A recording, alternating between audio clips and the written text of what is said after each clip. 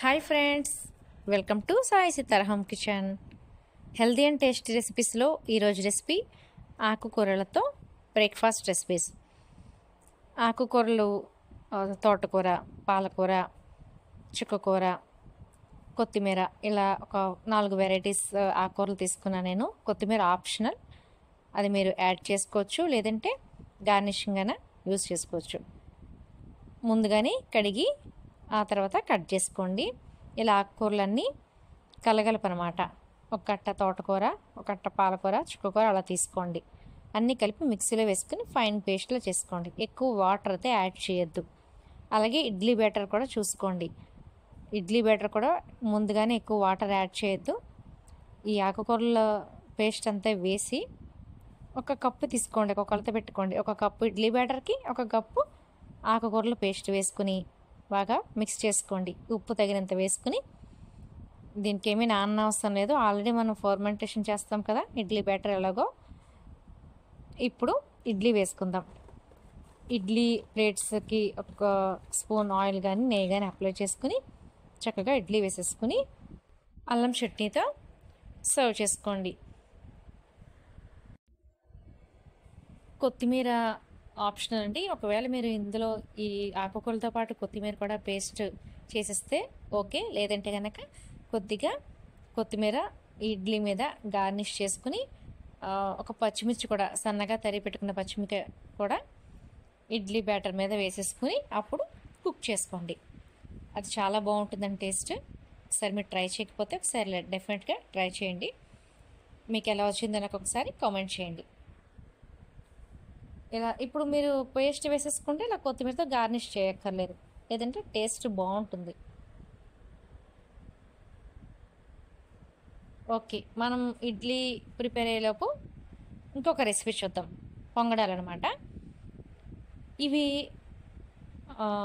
ఇది కూడా సేమ్, ఒక కప్పు ఇడ్లీ బ్యాటర్కి ఒక కప్పు ఈ ఆకుకూరల పేస్ట్ తీసుకుని ఒక ఉల్లిపాయ చిన్నగా చిన్న ముక్కలుగా కట్ చేసుకుని వేసుకోండి.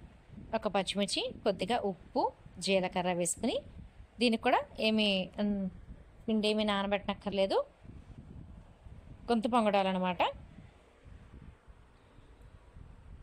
ఇవన్నీ ఆయిల్లెస్, చక్కగా స్టీమ్ మీద ఉడికేవి. సో మన ఆరోగ్యానికి చాలా మంచిది. అసలు ఆకుకూరలు అంటేనే అది హెల్తీ రెసిపీ. అందులో మనం ఆవిరితో ఉడకబెట్టినవి తింటే హెల్త్కి చాలా మంచిది. పిల్లలకు కూడా చాలా మంచి రెసిపీ అండి ఇది. మా ఇంట్లో అందరికీ బాగా నచ్చింది. మీరు ఒకసారి ట్రై చేసి నచ్చితే లైక్ చేయండి, షేర్ చేయండి, సబ్స్క్రైబ్ చేసుకోండి.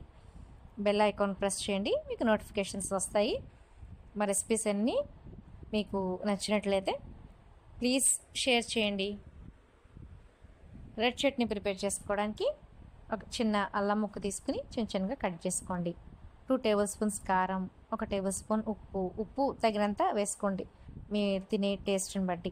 చింతపండు ఇక్కడ నేను హాట్ వాటర్తో నానబెట్టిన చింతపండు వాటర్తో సహా యాడ్ చేసేసి, అలాగే బెల్లం తురుము ఒక కప్పు తీసుకోండి. మన చింతపండు దేంతో అయితే తీసుకున్నామో ఒక కప్పు బెల్లం తురుము తీసుకుని ఇలా మిక్సీ పట్టేసుకోండి. తాలింపు కూడా అవసరం లేదు. రెడ్ చట్నీ చాలా బాగుంటుందండి. యాజ్ హోటల్ వాళ్ళు కూడా అలాగే ప్రిపేర్ చేస్తారు. మనం రెస్టారెంట్లోనూ హోటల్లోనూ టేస్ట్ చేస్తాం కదా, సేమ్ ప్రాసెస్ ఇంతే. ఇది అసలు తాలింపు కూడా అవసరం లేదు, చాలా బాగుంటుంది. వేడివేడిగా ఇడ్లీస్తో సర్వ్ చేసుకోండి. చూసారా ఎంత హెల్తీ రెసిపీయో అండ్ ఈజీ ప్రాసెస్ కూడా. ఇడ్లీ ఉంది, ఇడ్లీ బ్యాటర్ రెడీగా ఉంటే ఇడ్లీ వేసేసుకోవచ్చు. అలాగే ఆకుకూరలన్నీ చక్కగా పేస్ట్ చేసేసుకుని కలుపుకొని వేసుకోండి.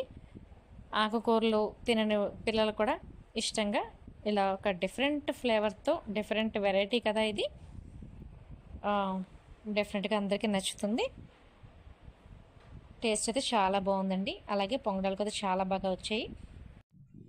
ఇలా ఆకుకూరలతో పప్పు, పులుసు అలా కాకుండా ఇలా టిఫిన్స్ లాగా కూడా చేసుకోవచ్చు.